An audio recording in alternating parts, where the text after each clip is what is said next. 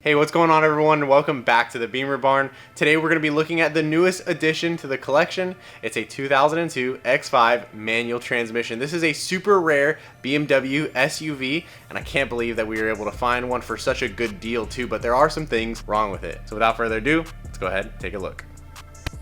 So here she is in all of her current glory. I haven't even cleaned it since we got it back from Jacksonville.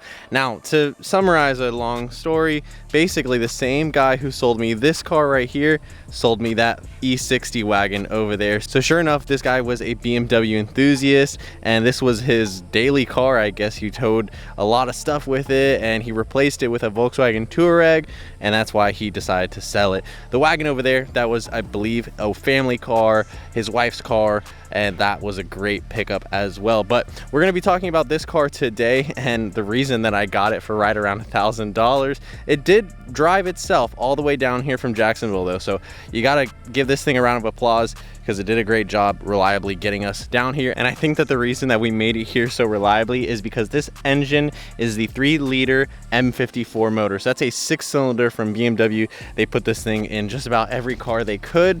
And now we will take a look inside the car, which will explain a lot of things.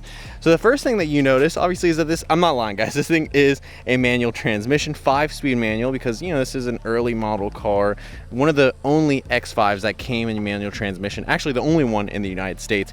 If you were overseas, you had the option of a manual transmission with a turbo diesel, but of course in the US we didn't get that.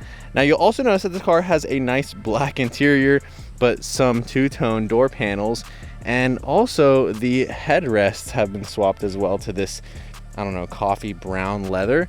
So the previous owner, I guess he got his hands on a full interior from a facelift X5, and he started doing the door panels, and he was going for a two-tone look with the black leather interior.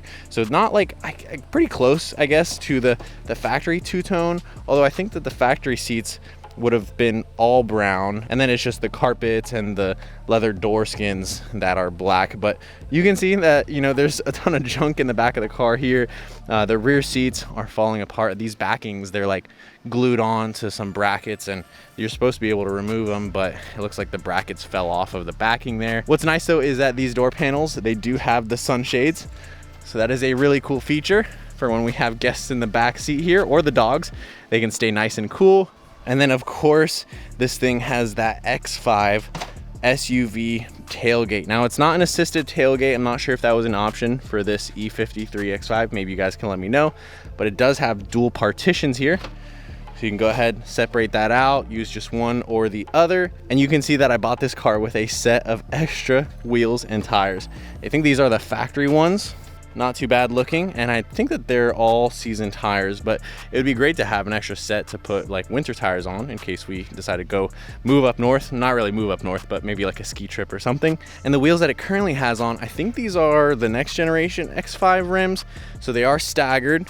I think they're 255 tires though, front and rear. So even though the offsets and the width of the rims are different front and rear, the tires are the same. But over on this side, I noticed something driving home, and that is that the rear tires in the front and the front's in the rear.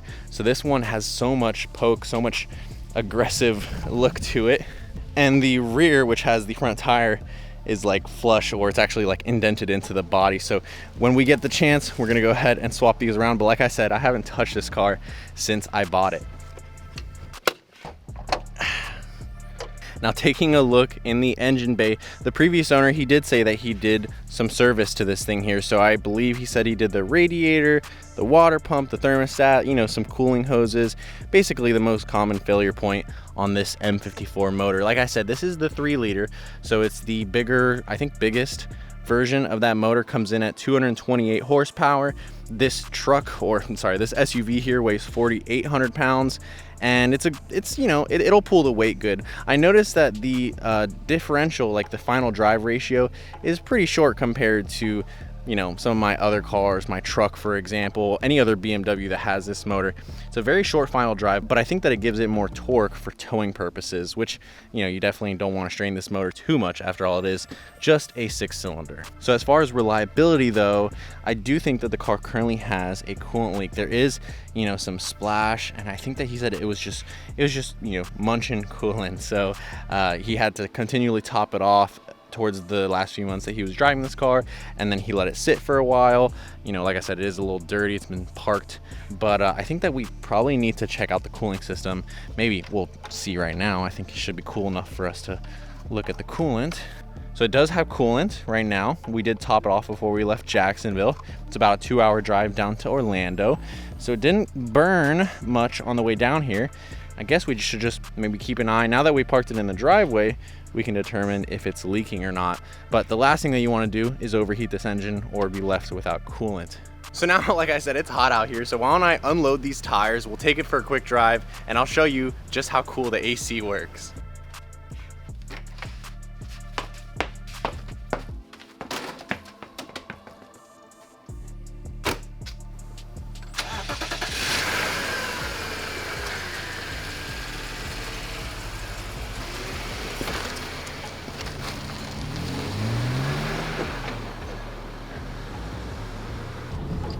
Go ahead and turn that air conditioning down for you. Like I said, it blows really cool in here. That was the first good thing that I noticed about this car on the drive home from Jacksonville.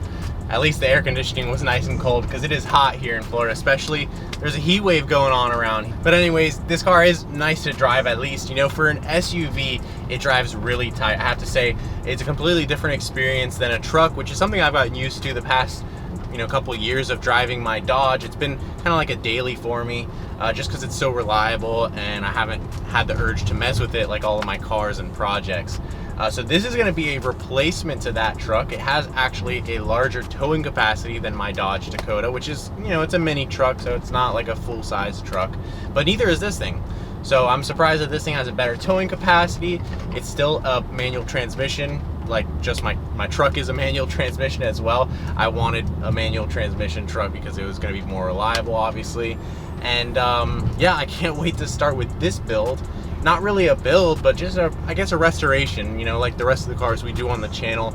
I want to get this thing up to like a really nice condition for a driver's car, and it's going to be the Bimmer barn tow rig. So hopefully you'll see this car out and about with new projects and maybe the race car at the racetrack one day. But I think this will be a really nice car, especially, you know, to put the dogs in. There's plenty of room in the trunk, but yeah, like I said, there's going to be some work to do on the car before we can reliably drive it around, because right now I'm kind of suspicious about that coolant leak or coolant burning issue. We don't know where it's going exactly, so I definitely want to take a closer look when I get back to the house. Actually, we're going to get the car up to temperature now. And also, all the suspension bushings are super worn. It's got so much play. The differential clunks, probably the transmission bushings need to be done. I imagine the engine mounts. This thing needs you know, bumper to bumper service, I guess, you know, you would say. So every single bushing, I think, needs to be replaced. But I think that if we put a ton of work into it, it's going to be worth it. And I think you guys would probably enjoy this sort of content as well. And I mean, come on, it's a rare manual transmission X5. It's definitely got to be worth saving.